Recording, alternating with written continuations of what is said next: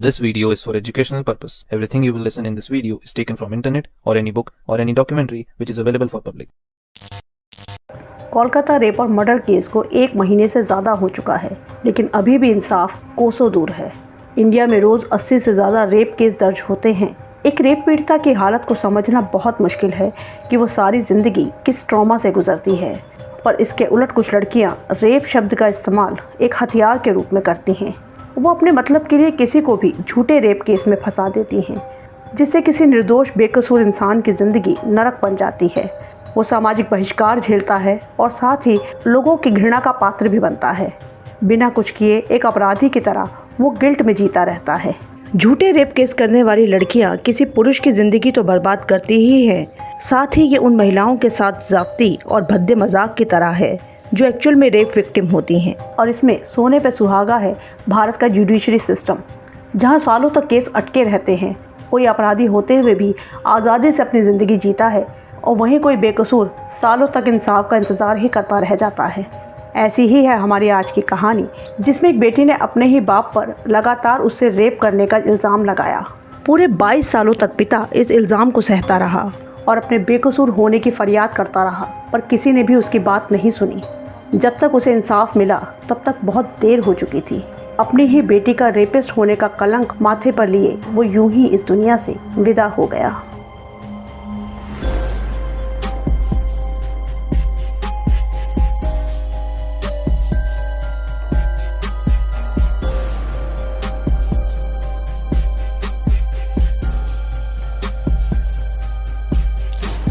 आज की हमारी कहानी है दिल्ली से। दिल्ली में धौला कुआं के पास दिल्ली कैंट इलाका है, जो दिल्ली में मिलिट्री का कंट्रोलमेंट एरिया है। 13 जनवरी 1996 का दिन था। दिल्ली कैंट पुलिस स्टेशन में एक 16 साल की नाबालिग लड़की एक महिला के साथ पहुंची। ये महिला एक एनजीओ से जुड़ी हुई थी। नाबालिग होने के नाते इस पूरे केस में कहीं भी लड़की के नाम का जिक्र नहीं है, इसीलिए हमने यहाँ उसका एक काल्पनिक नाम रखा है, सीमा। तो 16 साल की नाबालिग सीमा इस पुलिस स्टेशन में एक लेडी के साथ कंप्लेन लिखवाने आई थी। उसका कहना था कि उसके पिता उसका शारीरिक शोषण करते हैं। 1991 से यह सिलसिला चला आ रहा है। सीमा ने बताया कि उसके पिता का नाम कपिल कुमार बेरी है। ये मिलिट्री इंजीनियर सर्विस में इलेक्ट्रिशियन की पोस्ट पर हैं। 1991 में वो जम्मू कश्मीर के उधमपुर में पोस्टेड थे। वहीं से इस घटनाक्रम की शुरुआत हुई। इस परिवार में कपिल बेरी, उनकी पत्नी अनीता बेरी, 2 बेटियां और एक छोटा बेटा था। सीमा ने बताया कि 1991 में उनके इंदौर में रहने वाले मौसा का देहांत हो गया था। उनके अंतिम संस्कार में शामिल होने के लिए मां अनीता को 1 हफ्ते के लिए इंदौर जाना पड़ा। तब घर में पिता और 3 बच्चे ही थे। एक रात पिता ड्यूटी से घर आए, तब उन्होंने मुझे नींद से जगाया और दूसरे कमरे में लेकर गए, जहां उन्होंने पहली बार मेरे साथ रेप किया।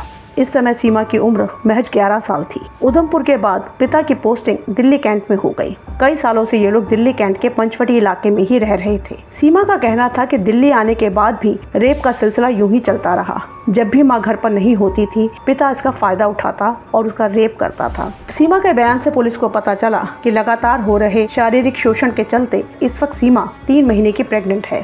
सीमा का ये भी आरोप था कि जब पिता को उसकी प्रेगनेंसी के बारे में पता चला तो वो उसे जबरदस्ती कोई दवा खिलाते रहे ताकि मिसकैरेज हो जाए। उनसे बचने के लिए ही वो इस एनजीओ में पहुंची थी। यही वो सिलाई सीखने के लिए भी जाया करती थी। एनजीओ की महिलाओं को उसने अपनी कहानी बताई और वही उसे पुलिस स्टेशन लेकर आई थी। उस सिलाई केंद्र का एडमिट कार्ड पुलिस को दिया गया, जिसमें उसकी डेट ऑफ बर्थ के अनुसार वो इस समय 16 साल की थी, यानी नाबालिग थी।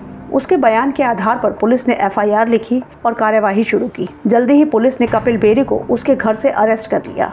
कपिल की गिरफ्तारी से पूरा घर सदमे में था। सभी कपिल बेरी को बेकसूर बता रहे थे। कपिल बेरी को थाने लाया गया, पूछताछ हुई, तब उसने पुलिस को बताया कि ये सब झूठे इल्जाम हैं। उसकी बेटी सीमा 21 दिसंबर को घर से भाग गई थी, जिसकी गुमशुदगी की रिपोर्ट उसने खुद पुलिस स्टेशन में दर्ज करवाई थी। उस रिपोर्ट में कपिल बेरी ने एक भूषण नाम के लड़के का भी जिक्र किया था। कपिल का अंदाजा था कि वही उनकी बेटी को किडनैप करके ले गया है। कपिल हैरान थे, अब ये अचानक इतने दिनों के बाद वापस आकर पिता पर ही इल्जाम लगा रही है। जब पुलिस ने इस बारे में सीमा से पूछा तो उसका कहना था कि दिसंबर में ही पिता को मेरी प्रेगनेंसी का पता चला। तब वो मुझे जबरदस्ती दवा खिला रहे थे और उन्होंने मुझसे एक सुसाइड नोट भी लिखवाया कि मैं अपनी मर्जी से जान दे रही हूँ। तभी मैं डरकर घर से भाग गई थी। उसके बयान के बाद पुलिस की पूरी हमदर्दी लड़की के साथ ही थी, लेकिन इस बीच लगातार कपिल बेरी अपनी बेगुनाही की दुहाई देते रहे। परिवार वाले भी उनके साथ थे, पर उनकी कहीं कोई सुनवाई नहीं हुई। भारतीय कानून के अनुसार रेप के मामले में पीड़िता का बयान ही सबसे अहम माना जाता है और यही इस केस में भी हुआ। ये केस अदालत में चला। 1996 में गिरफ्तारी के बाद 21 अगस्त 2001 को सेशन कोर्ट ने अपना फैसला सुनाया। अदालत ने कपिल बेरी को अपनी नाबालिग बेटी का लगातार शारीरिक शोषण करने का दोषी माना और उसे 10 साल की सजा सुनाई। कपिल बेरी को रेप के इल्जाम में सजा के बाद तिहाड़ जेल भेज दिया गया। इस मामले में पुलिस या अदालत ने केस की तह तक जाने की कोशिश भी नहीं की, सिर्फ लड़की के बयान पर ही फैसला सुना दिया। इस फैसले से पूरा बेरी परिवार टूट चुका था, पर कपिल की पत्नी अनीता बेरी ने हिम्मत नहीं हारी। दरअसल अनीता अच्छी तरह से जानती थी कि उनके पति कपिल बेकसूर हैं। उनकी बेटी का इल्जाम सरासर झूठा है। आखिर ऐसा करने की उनकी वजह क्या थी? आइए अब हम उस कहानी की सच्चाई जान लेते हैं, जिसकी दुहाई कपिल और उसका परिवार शुरू से दे रहा था और जिसको अनसुना कर दिया गया था। कपिल और अनीता की बेटी सीमा शुरू से ही पढ़ाई में बहुत कमजोर थी। उसकी आदतें भी खराब थी। घर से बाहर घूमना फिरना उसे पसंद था। किसी की बात ना मानना, पढ़ाई ना करना, यही उसकी आदत थी। स्कूल से भी उसकी लगातार बहुत कंप्लेंट्स आती थी। माता पिता की लाख कोशिशों के बाद भी सीमा 5वीं कक्षा में 2 बार और फिर 6ठी कक्षा में 3 बार फेल हो चुकी थी। स्कूल से लगातार आ रही कंप्लेन की वजह से ही घर पर उसे रोज डांट पड़ती थी। कभी कभी माता पिता उसे पीट भी दिया करते थे, पर सीमा पर इस सब का कोई असर नहीं था। वो दिन ब दिन लापरवाह और बदतमीज होती जा रही थी। थक हार कर उसकी पढ़ाई बंद करवा दी गई। इसके बाद पिता ने पालम में एक सरकारी ट्रेनिंग सेंटर के सिलाई केंद्र में उसका एडमिशन करवा दिया।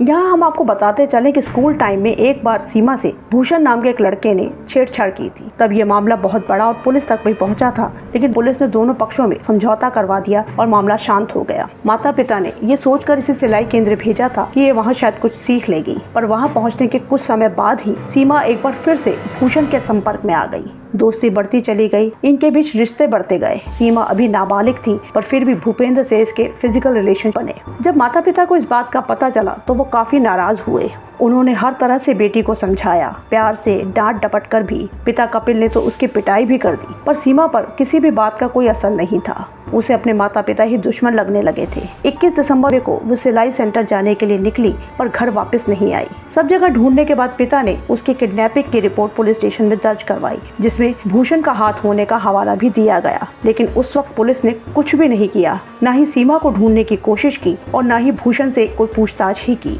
माता पिता बेटी के लिए यूं ही परेशान होते रहे।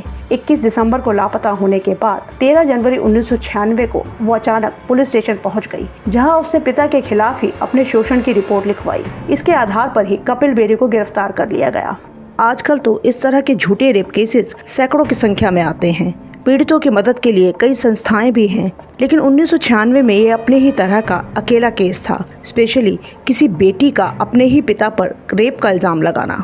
वो प्रेग्नेंट भी थी, इसीलिए पुलिस ने शायद ज़्यादा सोचा ही नहीं और बेटी के बयान को ही सच मानकर आगे की कार्यवाही पूरी की। पुलिस से पूछताछ के दौरान कपिल ने 1991 से 1996 के दौरान अपनी नौकरी के पूरी डिटेल्स रखे कि 1991 में उधमपुर में उनकी ड्यूटी फील्ड पर थी। वो घर पर आ ही नहीं पाते थे। उनकी पत्नी ने भी बताया कि इसी वजह से इंदौर जाते वक्त वो एक पड़ोसी महिला को बच्चों की देखभाल के लिए छोड़ कर गई थी, जो रात में उनके साथ सोती थी। तो इस महिला के होते हुए उस वक्त बेटी का रेप होना पॉसिबल ही नहीं था। वैसे भी उस वक्त पिता फील्ड में रहते थे, उन्हें छुट्टी ही नहीं मिली थी, पर उनकी कोई भी बात सुनी नहीं गई। एफआईआर के वक्त सीमा 3 महीने की प्रेग्नेंट थी। अगस्त 96 में उसने एक बेटी को जन्म दिया। इस वक्त मामला सेशन कोर्ट में चल रहा था।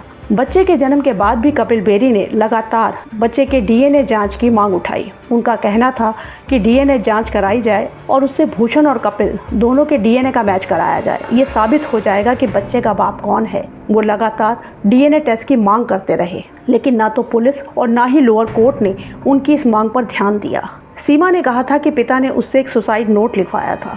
उसने एक लेटर पुलिस को दिया था, लेकिन पुलिस ने कभी भी उस लेटर की जांच नहीं करवाई, ना ही हैंडराइटिंग एक्सपर्ट के पास उसे भेजा। कपिल की गिरफ्तारी से लेकर सजा होने तक कपिल और उनकी पत्नी ये पूरी कहानी पुलिस और कोर्ट में बार बार दोहराते रहे, पर किसी ने भी उनकी बात नहीं सुनी। पुलिस पहले दिन से ही नाबालिग सीमा के बयान को ही सच मानकर चल रही थी कि कपिल बेरी ही दोषी है। उसने ही बेटी का लगातार रेप किया है, जिससे वो प्रेग्नेंट हुई है। उनका मानना था कि आखिर कोई बेटी अपने पिता पर इस तरह का इल्जाम क्यों लगाएगी। डीएनए टेस्ट इस तरह के केसेस में एक अहम भूमिका निभाता है, लेकिन पुलिस ने कभी डीएनए टेस्ट कराने की जरूरत ही नहीं समझी और न ही कोर्ट ने कपिल बेरी की इस मांग को सुना।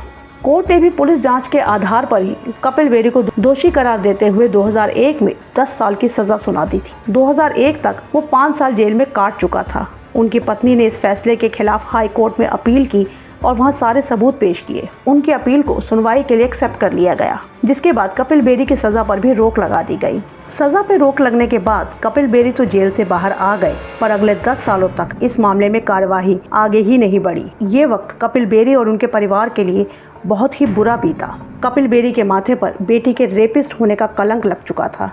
लोगों की घूरती नजरें कई सवाल करती थी। पड़ोसियों, रिश्तेदारों ने उनसे दूरी बना ली थी। बेकसूर होते हुए भी वो ये सब झेल रहे थे। अपनी ही बेटी की वजह से उन्हें ये शर्मिंदगी उठानी पड़ रही थी, लेकिन फिर भी पूरा परिवार उनके साथ था। इंसाफ की आस में वो सभी कोर्ट में मामला शुरू होने का इंतजार करते रहे। आखिरकार 22 नवंबर 2010 में इस केस की सुनवाई हाई कोर्ट में शुरू हुई। वहां भी कपिल बेरी और उनके परिवार की तरफ से पूरी कहानी कोर्ट के सामने रखी गई। सभी सबूत कोर्ट में पेश किए गए, लेकिन इतने सालों में केस से जुड़े ट्रायल कोर्ट का रिकॉर्ड ही कहीं गायब हो गया था। उसे फिर से जुटाया गया, रिकॉर्ड फिर से इकट्ठे किए गए, जिसमें काफ़ी टाइम गया। मामला कोर्ट में चलता रहा और एक लाचार पिता फैसले का इंतजार करता रहा। 1996 से शुरू हुए इस बदनामी और जिल्लत के सफ़र में वो लगातार घुटते रहे। आखिरकार इंसाफ के इंतजार में 16 फरवरी 2018 को कपिल बेरी इस दुनिया से चले गए। उनकी मौत के बाद प्रोसिक्यूशन ने केस खारिज करने की कोशिश की, पर कपिल की पत्नी अनीता बेरी ने इसे जारी रखने की अपील की। उनकी कोशिशों के बाद ही कपिल की मौत के 10 महीनों बाद हाई कोर्ट ने अपना फैसला सुनाया। 19 दिसंबर 2018 को अपने फैसले में हाई कोर्ट ने कपिल बेरी को अपनी ही बेटी के साथ रेप के मामले से बाइज्जत बरी कर दिया। कोर्ट ने माना कि ये मामला कपिल बेरी के लिए बहुत ही दुर्भाग्यपूर्ण रहा।